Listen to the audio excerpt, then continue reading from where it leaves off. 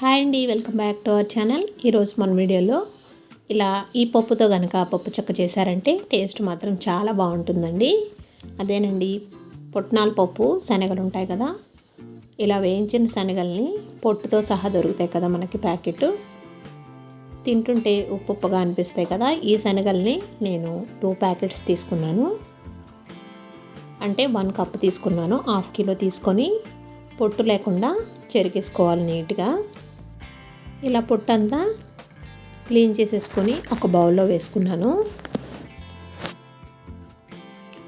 ఈ పప్పులతో ఇప్పుడు చెక్కని ప్రిపేర్ చేద్దాం. స్టవ్ వెలిగించి ప్యాన్ పెట్టుకొని ఏ కప్పుతో అయితే పప్పులు తీసుకున్నామో ఆ కప్పు 1/2 కప్పు బెల్లాన్ని తీసుకోవాలండి.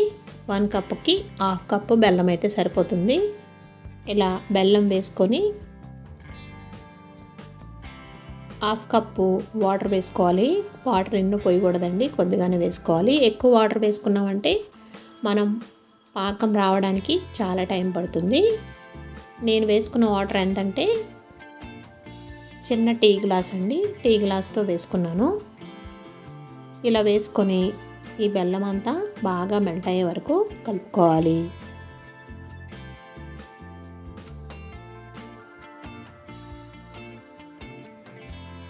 మనం ఎప్పుడు పల్లీలతో చేసుకుంటాం కదా, కానీ ఈ పప్పుతో చెక్క మాత్రం మనం చిన్నప్పుడు పల్లి ఉండలు తినేవాళ్ళం కదా, శనగపప్పు ఉండలు, అలా శనగపప్పు ఉండలు టేస్ట్ వస్తుందండి ఈ చెక్క అయితే కనుక. ఇలా పాకం మరుగుతూ ఉండగా 1/2 టేబుల్ స్పూన్ ఇలాచీ పౌడర్ వేసుకుంటున్నాను ఫ్లేవర్ కోసం. పాకం దగ్గరగా అవుతున్నప్పుడు కొద్దిగా వాటర్ తీసుకొని ఈ వాటర్లో ఈ పాకాన్ని వేసుకొని పాకం వచ్చిందో లేదో చెక్ చేసుకుందాం. పాకం అనేది ఇంకా రాలేదండి, మధ్య మధ్యలో చెక్ చేసుకుంటూ ఉండాలి. మరొక 5 నిమిషాలు కుక్ చేసుకున్న తర్వాత పాకాన్ని చెక్ చేసుకోవాలి. పాకం ఈ విధంగా గట్టిగా చేత్తో విరుస్తుంటే ఇలా చెక్కలాగా పక్కన విరిగిపోవాలండి, అప్పుడే మనకి పాకం వచ్చినట్లు. ఇప్పుడు స్టవ్ ఆఫ్ చేసేసుకొని ఈ పప్పుల్ని యాడ్ చేసుకుంటున్నాను. ఈ పప్పులు మొత్తాన్ని వేసేసుకొని దీంట్లోనే చిన్న కప్పు నువ్వులు కూడా వేసుకుంటున్నాను. నువ్వులు ఒక 50 గ్రామ్స్ వేసుకున్నానండి నేను. వేసుకొని ఈ మొత్తం బాగా మిక్స్ చేసేసుకోవాలి. ఈ పాకంలో బాగా కలిసేటట్టు కలుపుకోవాలి. ఈ ప్రాసెస్ అంతా స్టవ్ని ఆఫ్ చేసేసుకొని చేసుకోవాలండి. ఇలా కలుపుకున్న వీటిని ముందుగానే నేను ఫ్లోర్ మీద కొద్దిగా ఆయిల్ రాసేసుకొని పెట్టుకున్నానండి. ఇప్పుడు ఆయిల్ రాసుకున్న దగ్గర గరిటతో కొద్దిగా ఇలా వేసుకోవాలి.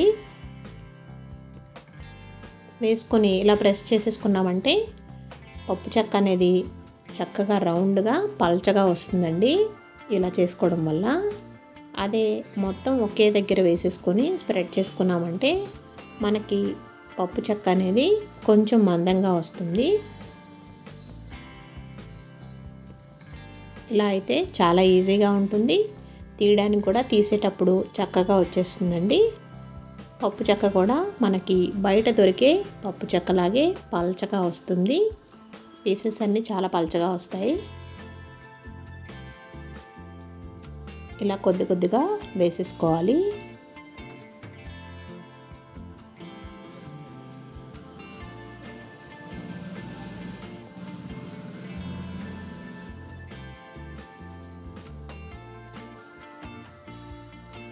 ఇలా స్మాషర్తో ఈవెన్గా స్ప్రెడ్ చేసుకోవాలి.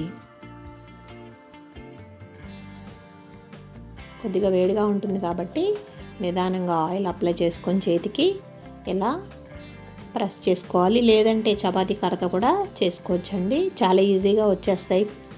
కొద్దిగా చల్లారిన తర్వాత మనం తీసేసుకోవచ్చు. 1/2 అవర్ చల్లారిన తర్వాత ఇలా అట్ల రేకుతో కానీ లేదా స్ట్రెయినర్తో కానీ ఇలా ఈజీగా తీసేసుకోవచ్చు.